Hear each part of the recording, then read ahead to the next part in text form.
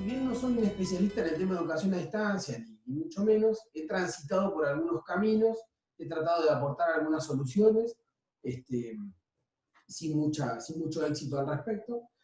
Me parecía que tenía que ser de una forma, de otra, etc. Pero me queda claro por tu exposición que en realidad es muy trillado en el ámbito de la educación a distancia criticar algo diciendo, ah, no, pero eso no es educación a distancia. Siempre estamos como mucho más lejos de lo que se supone que es un ideal en la educación a distancia. No obstante, hay educación a distancia hace mucho tiempo y la va a seguir habiendo. Lo que quiero decir es que me queda claro que lo que estamos haciendo ahora está mucho más lejos que antes de la educación a distancia. Primero porque es una cuestión compulsiva, segundo porque además nos tuvimos que vestir de algo para lo cual no estábamos preparados.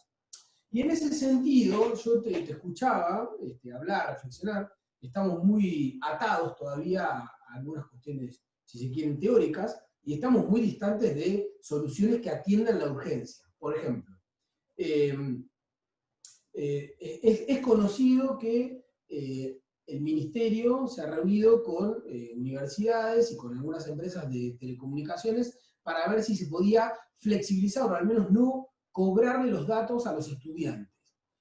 Claro, cuando uno ve la iniciativa dice, claro, qué interesante, ¿no? Porque hay gente que no tiene conectividad, pero en un momento de tu exposición contaste que no son solo los estudiantes los que tienen problemas de conectividad.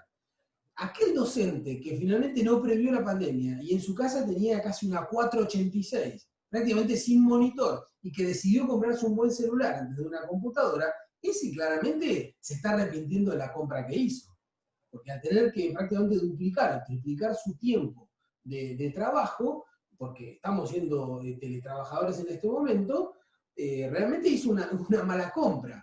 Entonces, lo que estoy pensando es que tal vez esa cuestión vinculada a los estudiantes, o a esa conectividad de datos de los estudiantes, debería haber sido ampliada también a los docentes.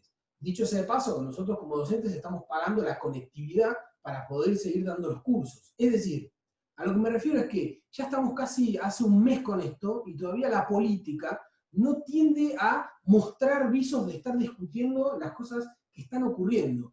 Estamos todos pensando que finalmente esto ya se termina, que el próximo anuncio de Alberto se termina la pandemia, salimos todos, estamos como una especie de resorte, viendo que finalmente todo va a terminar, y no estamos pensando que tal vez estas situaciones a nivel mundial nos van a acompañar por el resto de nuestras vidas.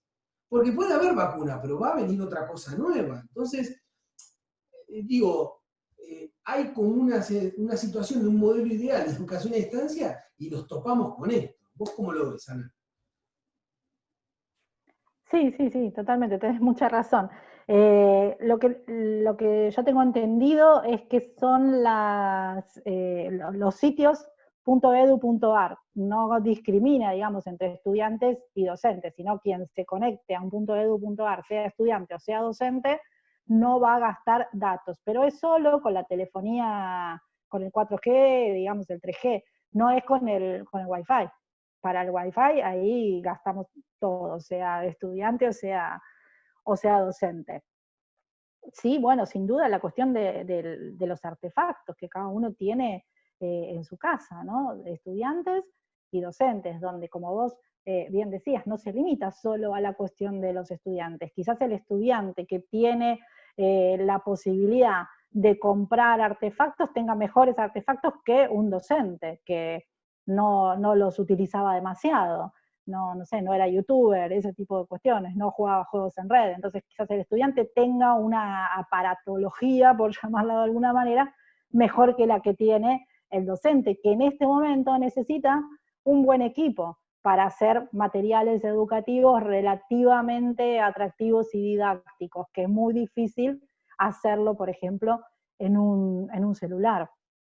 Y en relación con el gasto de los datos, esa información es bastante difícil de encontrar, digamos, los procedimientos que hay que hacer para estar en el listado de los sitios que van a estar exentos. Sé que se hace a través del SIN, ¿no? Un pedido a través del SIN, la Red Universitaria de Educación a Distancia, lo propuso y a partir de ese momento se empiezan a enviar los pedidos y las empresas de telefonía celular fueron paulatinamente accediendo. Tengo entendido que fue la de Telefónica, ¿no? Movistar, la última en acceder. Lo que también significa esto, suponiendo que todas las universidades cuenten con esta posibilidad, primero que no es por Wi-Fi, y después que aquellas actividades que sean por fuera de la plataforma de educación a distancia, es decir, de la página .edu.ar, sí gastan. Es decir, si hacemos una conferencia por Zoom, o si ponemos muchos videos de YouTube, sí gastan. Después hay algunas herramientas que se pueden, si estamos hablando de una plataforma de educación a distancia que funcione con Moodle, ¿no? Que en general es lo que más se utiliza. Hay algunas aplicaciones, hay una que se llama Big Blue Button para videoconferencias, que es un plugin de Moodle que se puede colocar dentro de la plataforma, con lo cual ahí el estudiante no tiene que salir de la plataforma para, por ejemplo, una videoconferencia. Entonces, solo en ese caso no estaría gastando datos. Eso, por supuesto, no evita la situación que tenga tanto estudiantes como docentes en su casa, ¿no? Donde viven, el espacio destinado para conectarse, las otras personas con las que conviven, en fin, todo ese tipo de cuestiones que no las resuelve ni siquiera el acceso a la tecnología. Perfecto, Ana, muchísimas gracias. Le doy la palabra entonces a Juan. Bueno, muchas gracias. Bueno, gracias por la conferencia, muy interesante. Pero a mí me preocupa una cosa. Esto que estuvimos hablando hasta ahora está aplicado al ámbito universitario. Y paradojalmente, el más perjudicado con el tema este del COVID y la suspensión de clases es el ámbito secundario. Y también sucede que el estudiante universitario sabe que su carrera se puede demorar 1 año, 2 años, 3 años. El secundario no. El secundario tiene un plazo fijo y además este año que va a ser perdido probablemente no lo pierdan en los hechos, en lo formal, pero en cuanto a educación es perdido. Yo la pregunta es la siguiente: si sabes si se está estudiando algo, si hay algún atisbo de modificar la estructura en el ámbito secundario para poder habilitar la educación a distancia. La escuela no cambia desde hace 50 años, el tramo es docente, vicedirector, director y después autoridades nacionales. No hay una capacidad de decisión, un departamento ni siquiera de extensión para que el alumno vaya a visitar una fábrica o una exposición. El tema de seguros de vida hace todo más difícil, los docentes no se animan, no hay una estructura de mantenimiento o de desarrollo informático interno, no hay un desarrollo de contenidos, ni cada tantas escuelas, ni a lo sumo educar puede ser que te sirva algo, pero la difusión es pésima. Así que los docentes no saben qué hacer ni cómo avanzar, y no es más que algunas inquietudes personales de algún docente que puede avanzar algo focalizado en sus 20, 30 alumnos. Sí, exactamente. Yo me dedico al ámbito universitario en particular, digo, donde desarrollo mi actividad académica y de investigación. Tengo algunas ideas en torno del ámbito secundario y primario por algún ámbito en el que me muevo, donde hay algunas colegas que tienen este tipo de información. Pero bueno, seguimos educando a través de un sistema de educación a distancia por radio y por televisión, ¿no? Como la vieja etapa de la educación a distancia, pero que es optativa, no es que todas las escuelas deciden que los estudiantes tengan que mirar la programación de Seguimos Educando. Y también tengo entendido que va a haber una plataforma de educación a distancia alojada por Educar, de Seguimos Educando. Tengo entendido que eso está en marcha, se está armando, pero no sé cuál va a ser la política en torno de si todas las escuelas la van a tener que utilizar o si es voluntario, porque lo que sucede en la actualidad, por las experiencias que tengo cerca, es que cada escuela hace más o menos lo que quiere y lo que puede. No hay una centralización de lo que deben hacer. Algunos lo dan por videoconferencia, un poco como sucede en las universidades, ¿no? Con esta diferencia que decía, claro, Juan, que el estudiante universitario en principio es un adulto, con lo cual ya sabe que su carrera se puede demorar, y además el ámbito institucional, ¿no? Si bien ir a la universidad a todos de alguna manera nos gustaba y generábamos lazos sociales, no era el lazo social por excelencia que se da como parte de la formación, ¿no? Como sí sucede con los niños y adolescentes. Gracias, Ana. Le paso la palabra acá a Karina.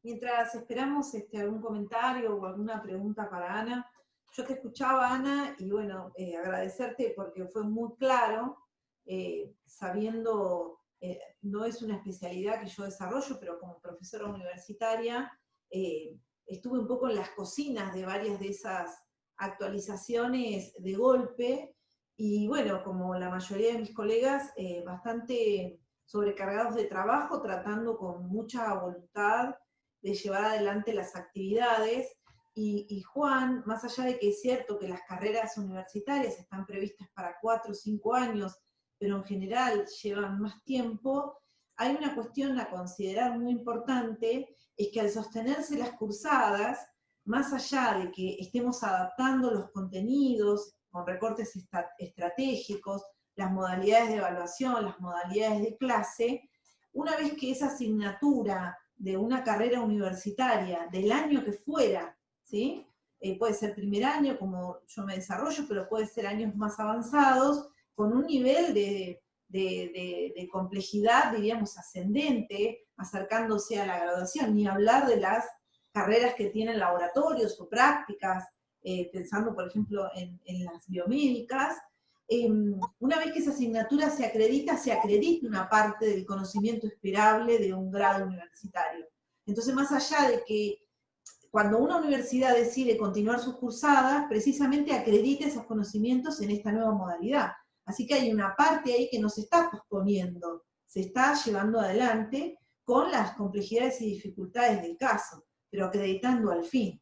Estamos en el primer mes de desarrollo, y me parece que la mayoría de los profesores universitarios, las autoridades, los claustros, en los espacios de discusión académica habitual, están poniendo, diríamos, una discusión que viene de varios años, y vos lo decías muy claramente, que tiene que ver con esquemas de educación universitaria, que no es más que esquemas o educación superior, ¿no? De formación profesional, de diversa índole, sobre el tapete de que hay cosas que hay que repensar, desde una estructura de la idea del ayudante, del auxiliar, de un titular en relación al conocimiento, hasta, por ejemplo, lo que bien vos marcabas, las cargas horarias y la capacitación que todos los docentes, más allá de la categoría y la dedicación, debemos considerar para tener ya herramientas formando profesionales que se van a desarrollar en 10 años. Que el teletrabajo y la virtualidad y la distancia, la producción de conocimiento, ni hablar de los que somos docentes u otras profesiones, pienso en abogados, contadores, vivimos mucho en la virtualidad y trabajando con plataformas online para dar clase, trabajar, cargar declaraciones, presentar papers, es decir, ya veníamos con esto como en un desfasaje de actualización, no solamente en la última técnica, en la última app, sino realmente la discusión que hay que dar, que es repensar el conocimiento, que enseñamos, que aprendemos, que vamos a seguir trabajando como profesionales en un futuro cercano, o nuestros propios estudiantes cercanos. Entonces, precisamente vos ponías, diríamos, los puntos sobre las IES, de que la discusión es compleja, y quizás en el apuro de salvar la situación, que no es nada normal, por más que intentemos sostener sobre nuestros hombros, y no los docentes, sino los estudiantes también, y los hogares de los estudiantes, los años académicos, la verdad que son excepcionales. En vez de lamentar las faltas, quizás hay que verlo, como decíamos en un principio, los espacios de discusión que podamos ser estratégicos en la discusión, en repensar, por ejemplo, un contenido estratégico, o la complementariedad de contenidos, en los trabajos más horizontales, ¿no? Quebrando un poco esas autoridades docentes que a veces en algunos espacios, en algunas asignaturas hacen ruido, o en algunos niveles del desarrollo académico. Pensemos en un estudiante que está haciendo su tesis o en sus últimos seminarios, ¿no? Entonces, me parece que discutir estas cosas, más allá de lo técnico, que es como nuestra preocupación inicial, pensar en clave de formación profesional, revisión de los contratos, de los espacios, de los docentes como formadores, como extensionistas, como investigadores, como directores, y también los espacios de discusión académica en la universidad, de los claustros de discutir el conocimiento, no solamente las representaciones políticas o políticas académicas, sino el corazón de lo que nos conviene, nos convoca en una universidad, que es el conocimiento. Es decir, y ahí diríamos a nuestra misión, que es en este foro discutir estas cosas, ¿no? Porque quizás es una oportunidad para repensar en esa clave. Así que bueno, nada, tomé algunas cosas de tu presentación para seguir tramitando algunas cosas que yo vengo pensando, y también llevando adelante en esta situación que me vi reflejada en varios de tus comentarios, ¿no? Y algunos problemas graves que, bueno, trataremos de llevar adelante, pero la realidad es que no se van a resolver todos, eso también hay que tomarlo. Yo creo que de cualquier manera es loable, por poner algún adjetivo así grande, esto de sostener la cursada, ¿no? Especialmente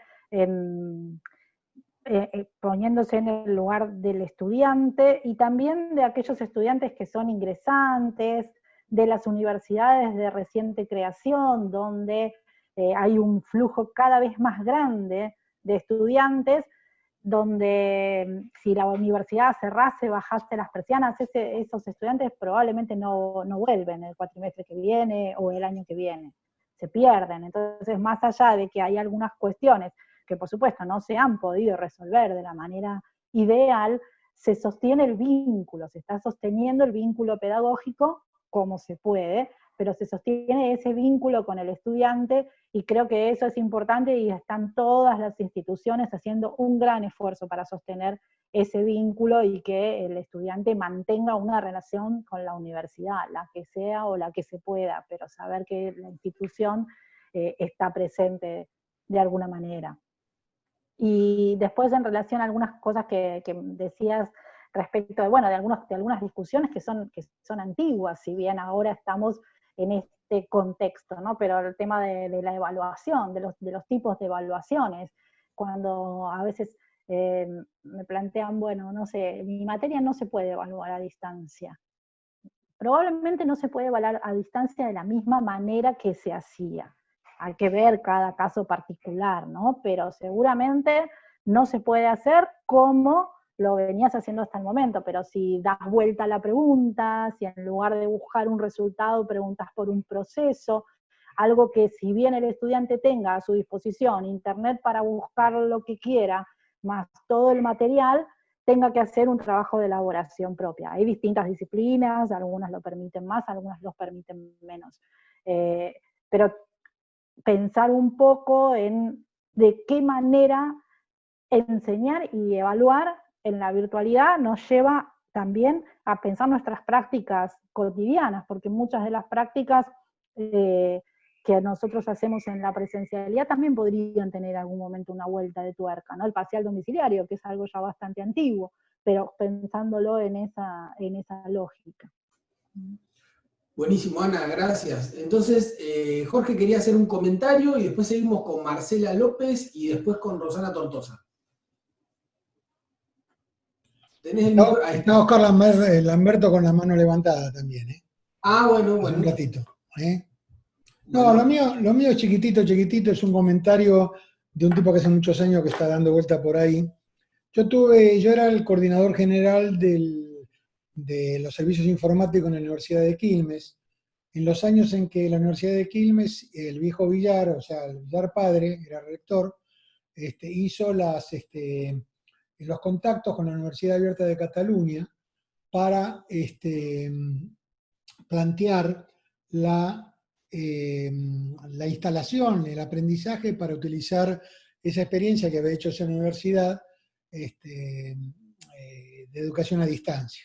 Y lanzarse como se lanzó, siendo prácticamente una de las primeras, si no la primera, que lanzaba carrera de grado a través de esa modalidad. Yo tuve la ocasión en esos años, vinieron a visitarnos varios catalanes, de conversar y tener alguna relación con el que era el secretario académico de esa universidad, que me explicaba que esa universidad tenía una razón de ser, porque la conformación geográfica de la ciudad, digamos, de la ciudad como es la capital de Cataluña,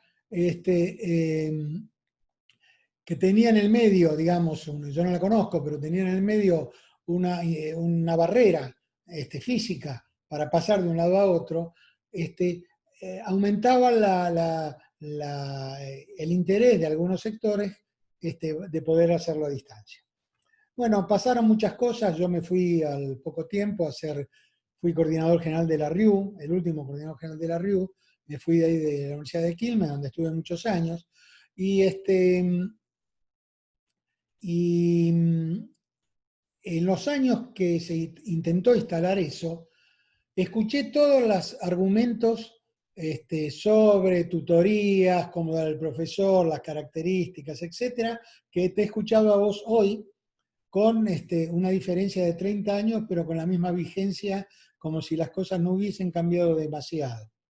Entonces, yo que el único contacto concreto con la universidad virtual lo tuve en ese momento, ya lejano en el tiempo y en la distancia, me cabe preguntarte si las diferencias, si las características que siguen planteando los mismos problemas de tutoría, de estructura académica y de reconocimiento del esfuerzo de los trabajadores que se involucran en esto. Pues hablaste de 3 veces el trabajo que tenían antes con la utilización de esto.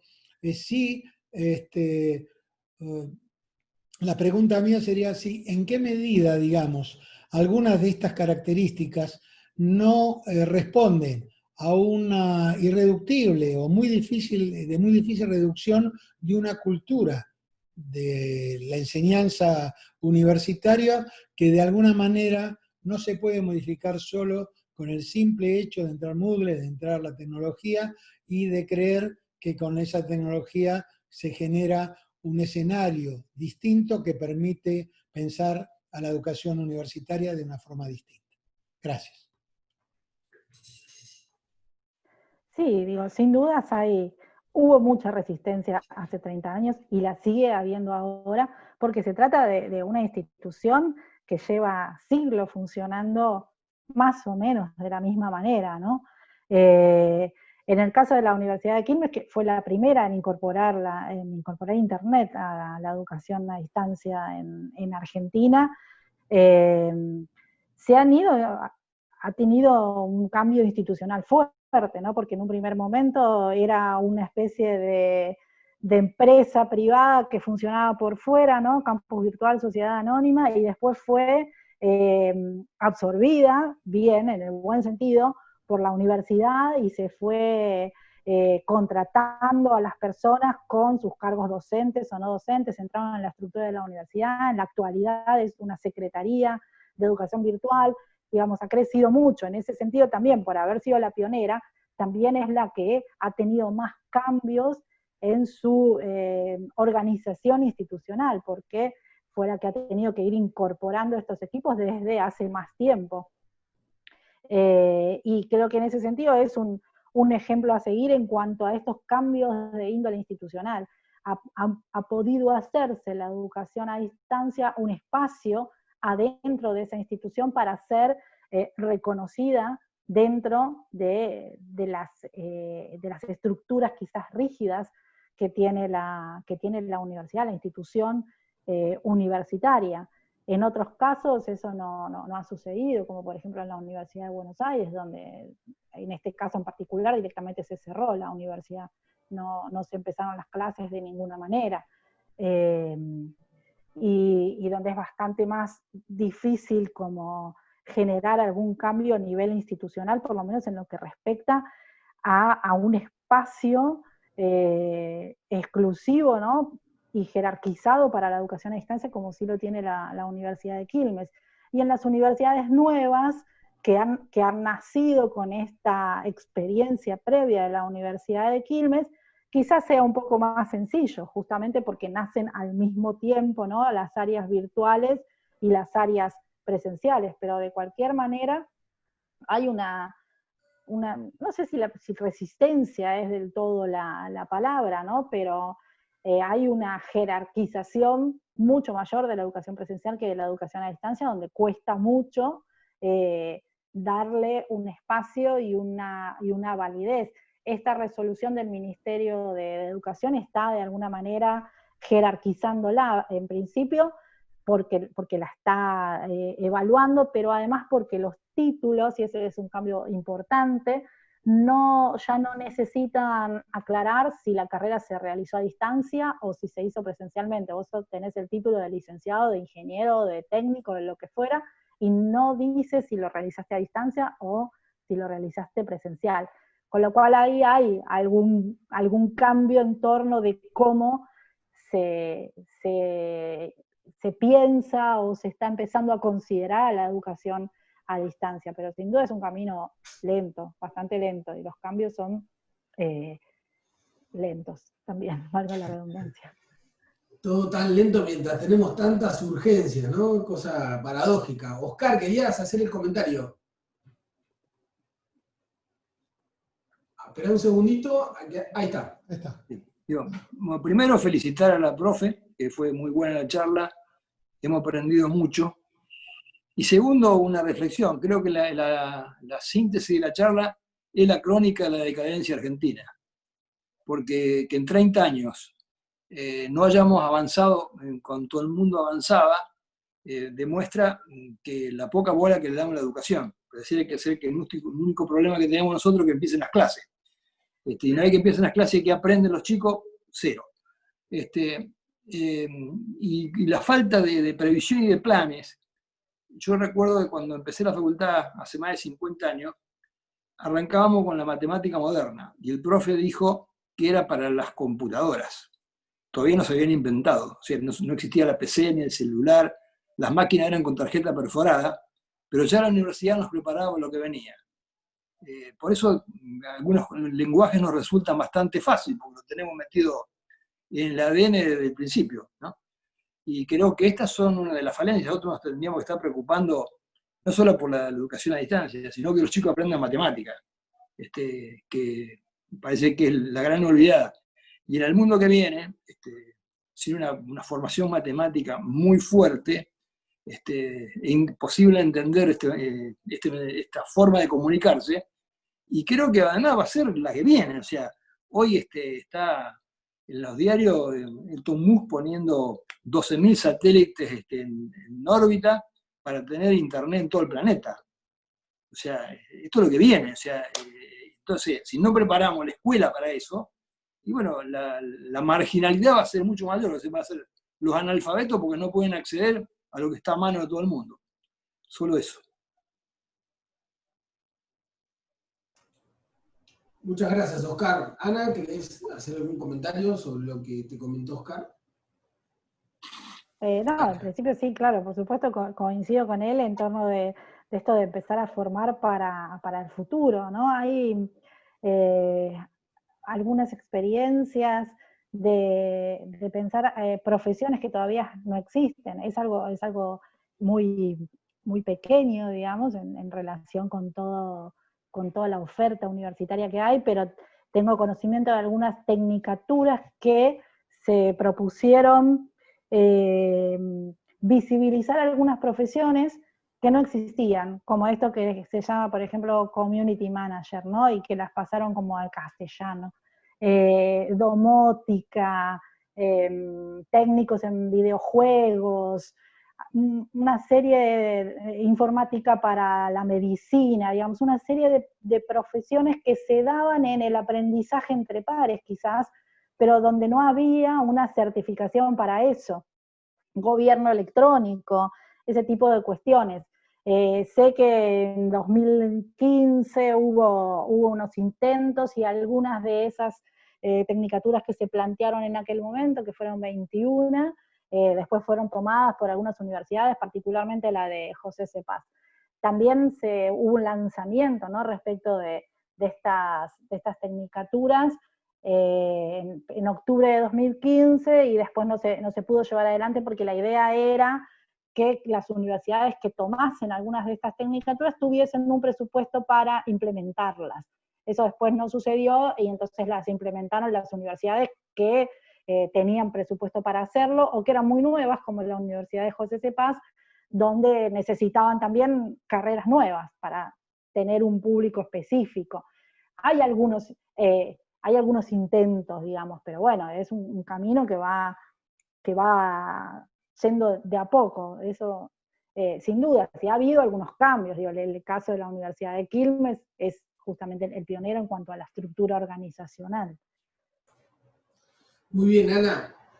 Simplemente hago el comentario que no son pocos los especialistas que ya están evaluando que muchas carreras, cuando las personas egresen de la universidad, prácticamente no van a existir o van a pasar a ser carreras subalternas en relación al desarrollo de inteligencias artificiales y demás. Así que me quedo con el comentario que hiciste, Oscar, que finalmente esa proyección a futuro hace también a los temas de agenda, ¿no? Lo que está faltando en definitiva es una política educativa a largo plazo que, bueno, la estamos pidiendo hace bastante tiempo a gritos, y bueno, a ver si este periodo de crisis sirve para repensar eso en profundidad. Bueno, tenemos, lamentablemente, Marcela López iba a hacer el comentario y se le cortó la luz, nos acaba de avisar, así que no sé si...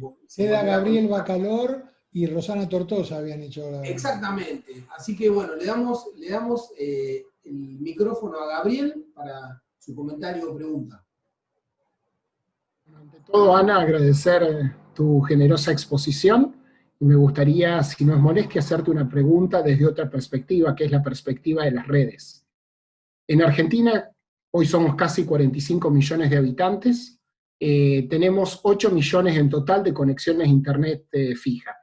De ahí 4 millones y medio son cable módem, el famoso cable, HFC, y ADSL, es decir, red de telefonía, unos 3,5 millones, o sea, casi el total.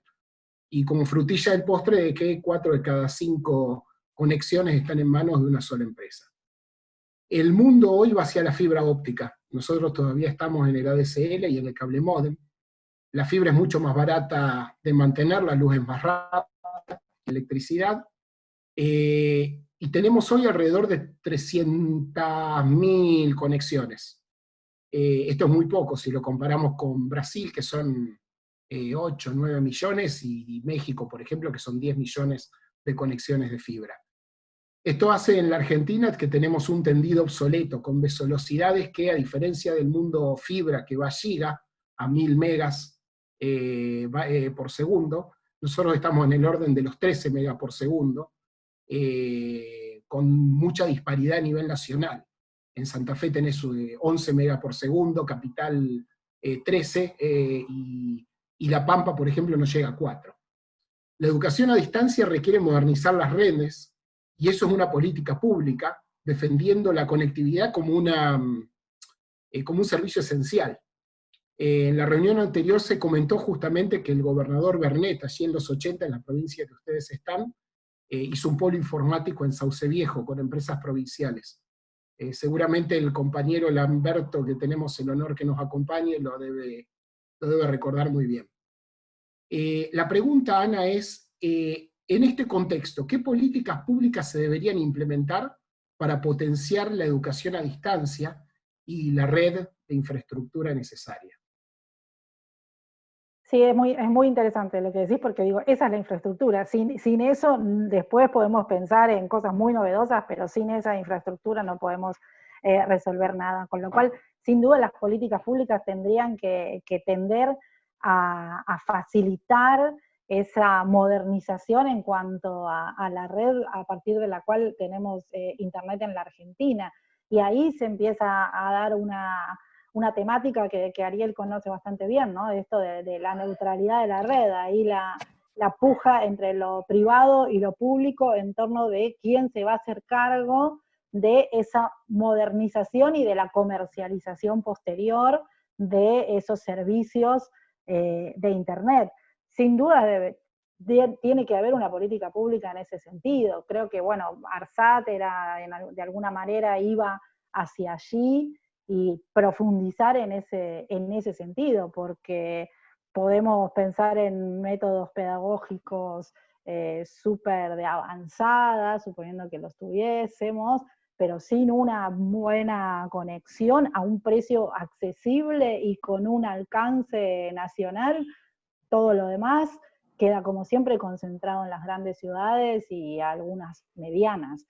Con lo cual sí, sin duda una política pública en torno de la conexión y todo el debate en torno justamente de la inversión y de la explotación de esa red y de esa conexión, de esa conectividad.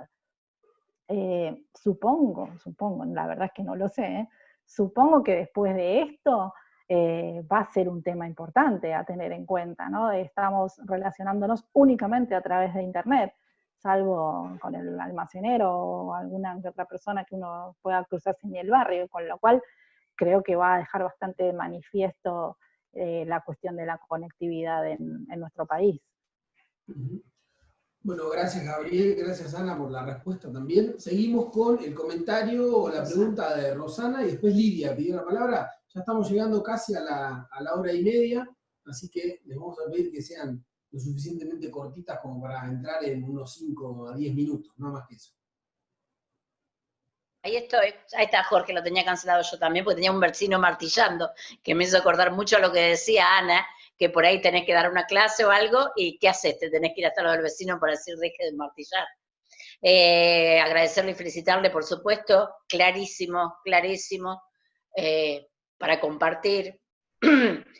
Cuando dijiste Community Manager hace un ratito, antes de que dijese el comentario, me acordé, cuando yo empecé en el año 2008, como Community Manager era una cosa, me decía, ¿qué? Y por más que hubiese querido estudiar, no hubiese podido, no existía. No había dónde hacerlo, no había carrera. Recién, un par de años después, comenzaron a aparecer algunos cursos carísimos, carísimos, que era más o menos, no había tampoco tantas redes sociales. Así que era pagar carísimo más o menos, como parece como mandar un mail, era una cuestión loca. Hoy eso está. Pero justamente en base a lo que decía Gabriel también y lo que decía Oscar, quedó al descubierto la falta de conectividad y la falta de herramientas, porque no solo a veces la conectividad, sino también qué tipo de herramientas. Ustedes piensen que la gente para informarse, para poder hacer un trámite, tuvo que ir todos los trámites a través de Internet, pero tenía un día fijo según su terminación de documento. Entonces, no todo el mundo tenía un instrumento para hacerlo y conexión ese día para hacerlo. Después tenía que esperar que le tocara de vuelta, muchas veces no llegó, las páginas estaban colapsadas, pero a su vez, por ejemplo, algunos podíamos ayudar a algunos compañeros a hacerlo, pero cuando pasó lo de la cuenta DNI, había que hacerlo con un Android, que no tampoco todo el mundo, no solo que no tenía datos, sino que además no tenía tampoco para hacer la selfie que necesitaba para hacer una cuenta bancaria. Y hace un ratito nada más comenzó a distribuirse que para quienes quieran terminar los fines, que terminar el fines del secundario es fundamental para quien quiera después hacer una carrera universitaria o terciaria de distancia, tenés que hacerlo a través de Internet, nuevamente. Y antes del 30 de abril, eso comenzó ahora, lo que va a hacer que también durante 4 días, a través de ese WhatsApp que se estén colapsando, ya se lo pasé a un par de personas que sabían que estaban esperando eso, ya mientras pasaba todo esto me estaban diciendo la página se colapsó. Por lo tanto, también hay que pensar en eso. Y me quedé pensando la otra vez cuando uno de los compañeros en una de las charlas recordaba las 3T de Francisco, tierra, techo y trabajo, y yo decía, se podría jugar con la de tecnología. Fui a averiguar, porque digo, a lo mejor a mí se me ocurrió, perdón, y a Francisco también, y sí, les cuento que en el año 2017, en noviembre, hizo en el Vaticano una reunión de sindicalistas, de los cuales fueron muchos compañeros argentinos, y allí habló de las 5T, ya ni siquiera 4, le agregó una quinta, en donde las 2T que agregó a tierra, techo y trabajo fue tiempo de producción y tecnología.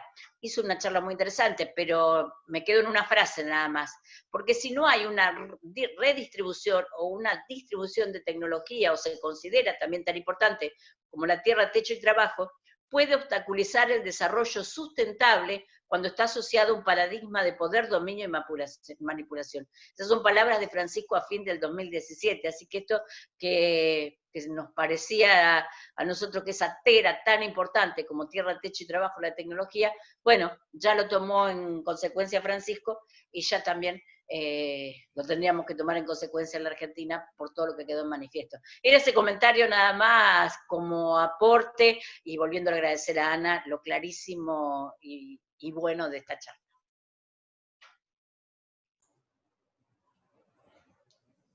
Ana, ¿querés hacer algún comentario? No, sí, o sea, sin duda estoy de acuerdo. Va un poco en línea, ¿no?, de lo que había comentado Gabriel, ¿no?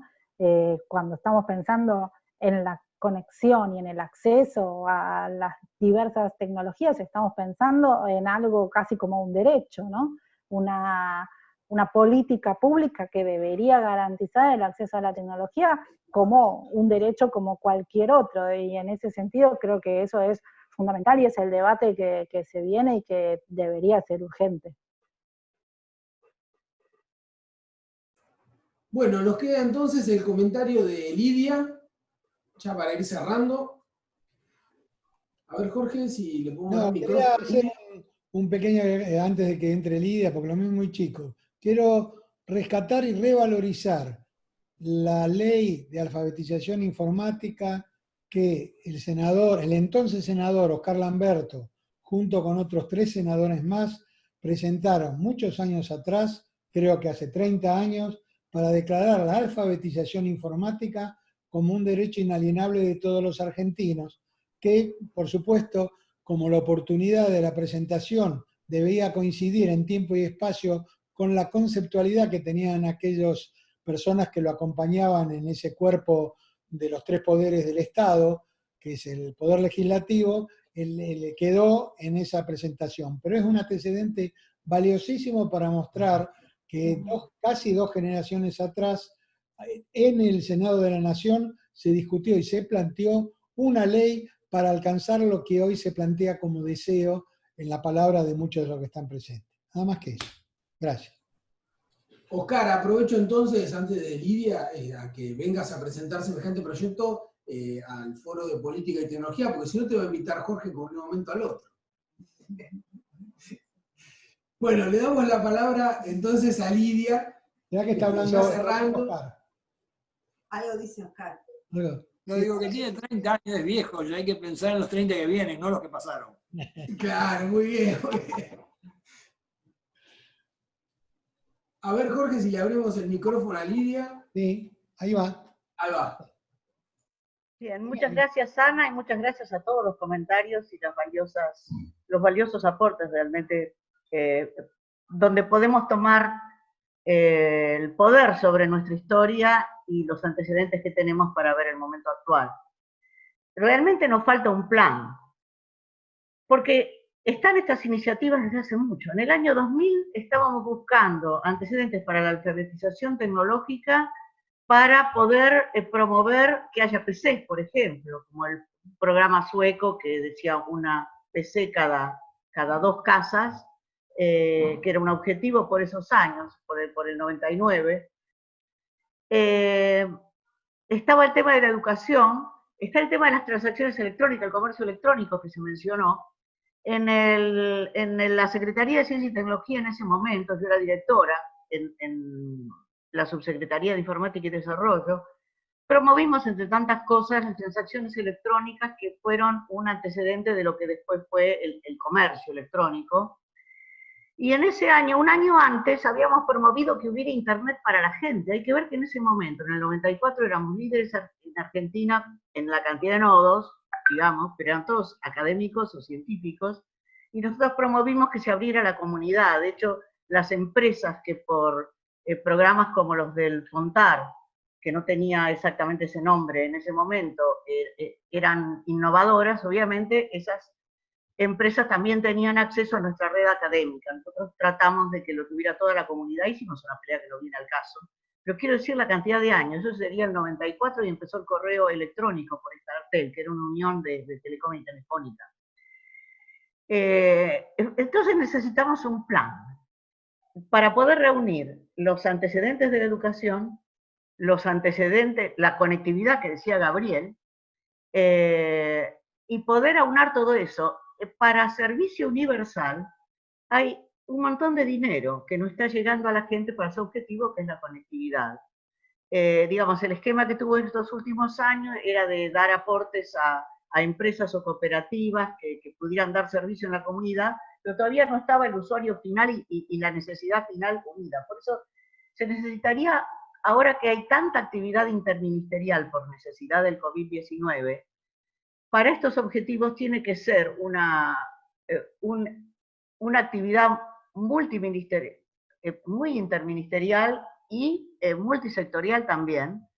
Y entonces tendríamos la conectividad, el tema de las velocidades de las infraestructuras, los dispositivos que esté la industria, la educación y los demás elementos del comercio, de los pagos, etcétera, que se simplifique para el usuario y el usuario que acceda a poder manejar los recursos para poder ir al cajero y para poder usar el home banking, pero a su vez que no lo vuelvan loco con 14 claves.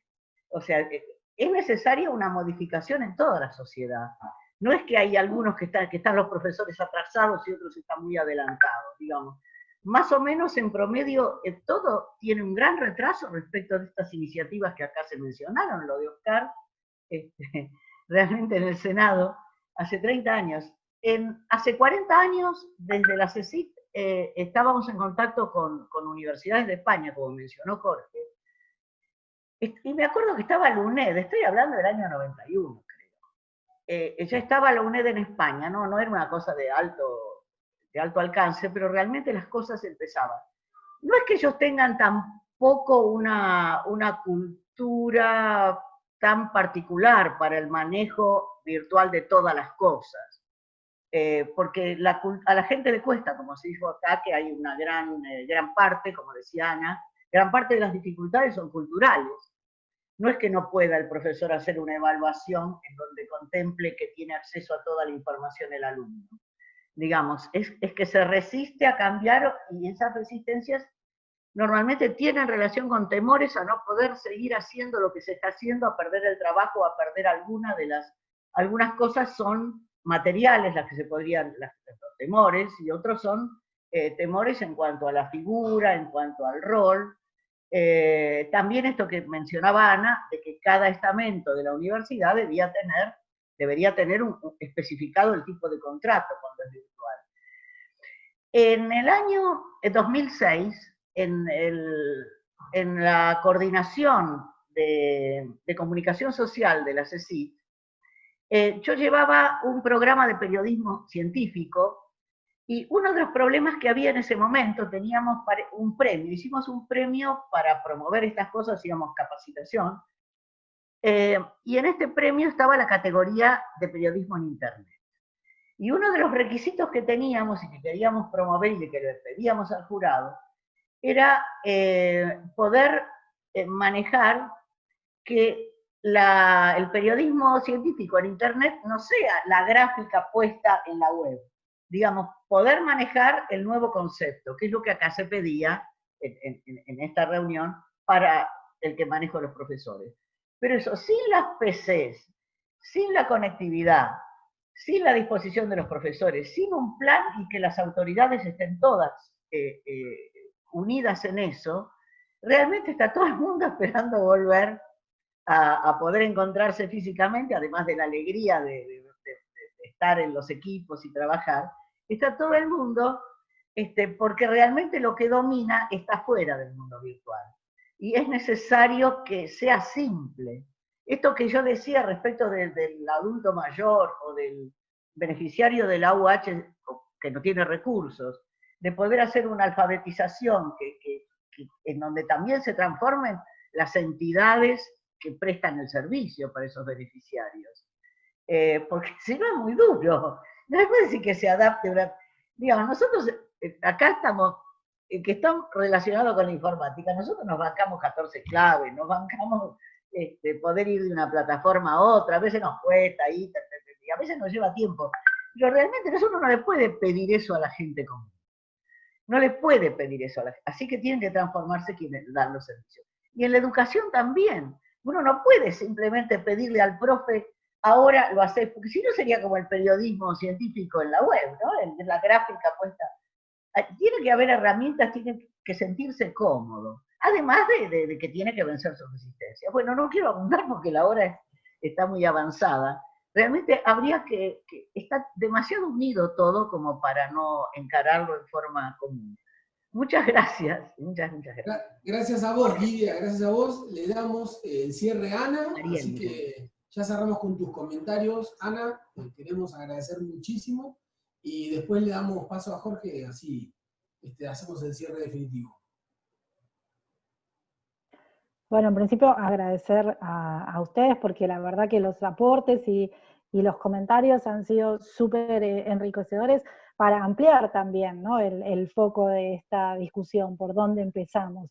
Justamente terminamos hablando de la necesidad de una política pública que enfoque diversas aristas de esta problemática, que están quizás por encima de esta cuestión puntual, pero que son necesarias, justamente como decía Lidia recién, se trata de temas que están realmente muy relacionados, entonces pensarlos por separado es bastante escueto, y pensar en políticas públicas que tengan en cuenta estas diferentes aristas creo que es hacia donde deberíamos ir, y entiendo que en este grupo de gente hay muchas personas que han participado y que participan de la definición de políticas públicas, con lo cual es todavía más rico este debate. Así que bueno, agradecer la invitación a Karina y a Ariel, y los comentarios, y me voy con muchas más reflexiones en torno de esta temática. Muchas gracias, Ana. Gracias, Ana. Lo último que decimos es foro para el día después, NetArt, están todos los videos subidos de todas las reuniones de los dos foros hasta ahora, así que le pasamos a Jorge el cierre y nos estamos viendo. Que tengan todos muy buena semana.